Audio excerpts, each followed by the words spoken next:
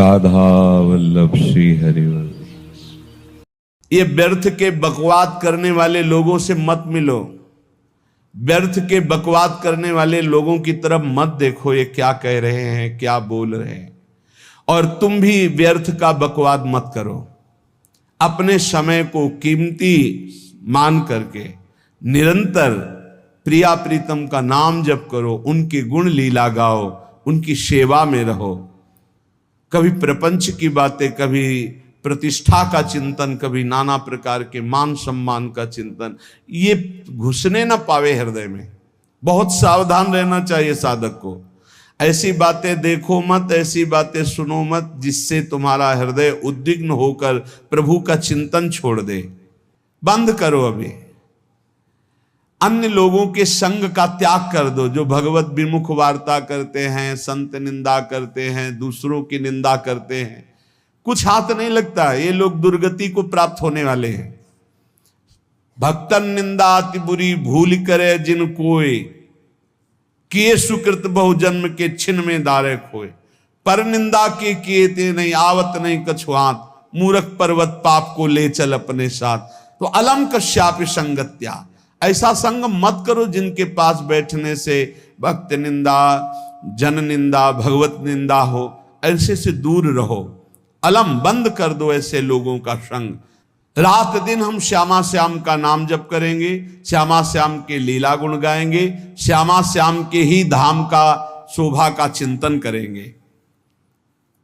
जब तुम अपना जीवन श्यामा श्याम के चरणों में न्यौछावर कर दोगे तो पूरा भार श्यामा श्याम ले लेंगे और तुम्हारे हृदय में मस्ती आ जाएगी। जो ऐसा निश्चयी होता है, दृढ़ निश्चयी, उसके अंदर दृढ़ विश्वास, तो उसके हर समय भगवान की स्फूर्ति होती रहती है। भारी प्रतिकूलता में भी भगवान का सानिध्य अनुभव होता है। वो अनुकूलता में तो भगवान के दुलार को देखता है, लेकिन प्रतिकूलता में भगवान की विशेष कृपा को देखता है। ये संयोग, ये वियोग, संसार की ये द्वंद्वमयी वृत्तियां भक्तों के हृदय में नहीं चुभती। आए की हुज्जत नहीं, गए की तलाश नहीं, क्योंकि नित्य संयोग भगवत स्मृति के प्रभाव से प्रभु का रहता है। शोक, विषाद बहुत ध्यान देने योग्य विषय है। तभी लोगों को ऐसा लगता है कि ऐसा कैसे हो सकता है। भक्त के चरित्रों को जब सुनते तो लगता है ऐसा कैसे हो सकता है, ऐसी परिस्थिति में भी ऐसा कैसे हो सकता है। क्योंकि तुम मानसिक बुद्धि से युक्त हो और वो भागवतिक स्थिति से युक्त है, इसलिए तुम उसको पार पा ही नहीं सकते। जब तुम अपना जीवन श्यामा श्याम के चरणों में समर्पित कर देते हो हृदय से, फिर उनकी कृपा से सब विघ्न दूर हो जाते, एक अपार मस्ती रहती है। नहीं तो शोक, विषाद, दुख, क्लेश, कष्ट, संताप, भय, उद्वेग, ये सदैव सताते रहते हैं। इसी से डिप्रेशन होता है।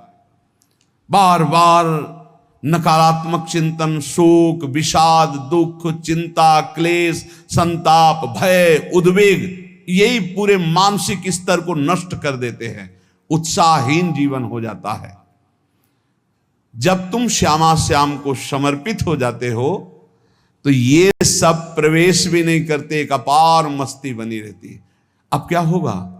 श्यामा श्याम जो करेंगे वही होगा। श्यामा श्याम पता नहीं कैसा करें, नहीं, वो सदैव मंगल भवन है, वो जो करते महामंगल होता है। यह निश्चय उपासक के हृदय में आ जाना चाहिए। इसलिए अपना सारा मन, सारी बुद्धि, सारा जीवन, प्रत्येक श्वास प्रभु को अर्पण कर दो, फिर देखो तुम निहाल हो जाओगे। दुख, शोक, विषाद, क्लेश, कष्ट, संताप, भय, उद्वेग, ये उसी को व्यापते हैं जिसने अपने जीवन को प्रभु के चरणों में अर्पित नहीं किया, इसलिए तुम अपना सारा मन, सारी बुद्धि, सारा जीवन, प्रत्येक श्वास केवल प्रभु को अर्पित कर दो। फिर देख लेना श्वास कैसे अर्पित की जाती, राधा राधा राधा।